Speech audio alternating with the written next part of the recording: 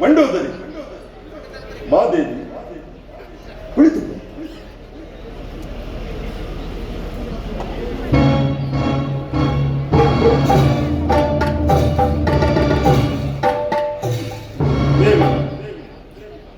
ಈ ಅಪರಾತ್ರಿಯಲ್ಲಿ ನನ್ನ ಅಂತಃಪುರಕ್ಕೆ ಬಂದೆ.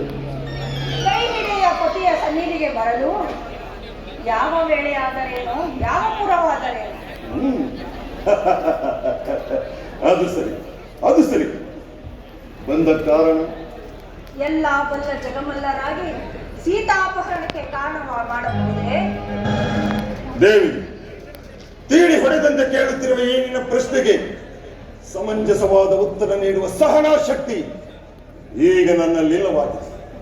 ಆದರೆ ಒಂದು ಮಾತು ಸತ್ಯ, ಈ ಪ್ರಪಂಚದಲ್ಲಿ ಯಾರೇ ಆಗಲಿ, ಏನನ್ನೇ ಆಗಲಿ, ಯಾವುದನ್ನೇ ಆಗಲಿ ಕಾರಣವಿಲ್ಲದೆ ಮಾಡುವುದೇ ಇಲ್ಲ.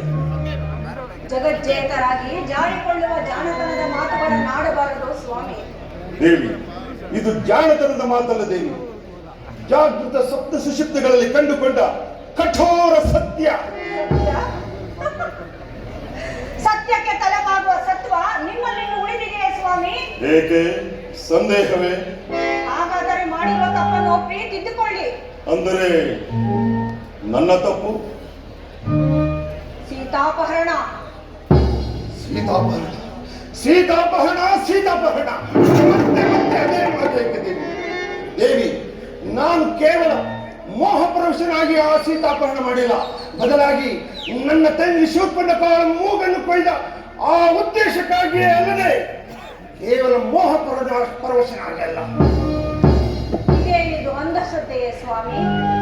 ವಜ್ರ ಅಮೂಲ್ಯವಾದರೂ ಅದರಲ್ಲಿ ವಿಷವಿಲ್ಲವೆಂದರೆ ಪ್ರಪಂಚ ನಂಬುವುದೇ? ದುಡುಕಿ ದುಃಖ ಪಡುತ್ತೀರಿ, ಅವಸರ ಪಟ್ಟು ನಾಶವಾಗುತ್ತೀರಿ.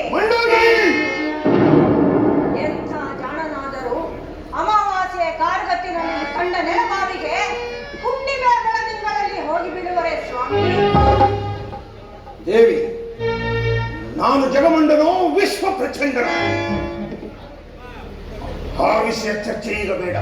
ಆದರೆ ನಾನು ಜಗತ್ತಿನ ಎಲ್ಲ ಧರ್ಮಗಳನ್ನು ಅನುಷ್ಠಾನ ಮಾಡಿ ಅಲಗಿಸಿಕೊಳ್ಳಬಲ್ಲ ಚಕ್ರೇಶ್ವರ ರಾವಣ, ಮಹಾಬ್ರಾಹ್ಮಣ.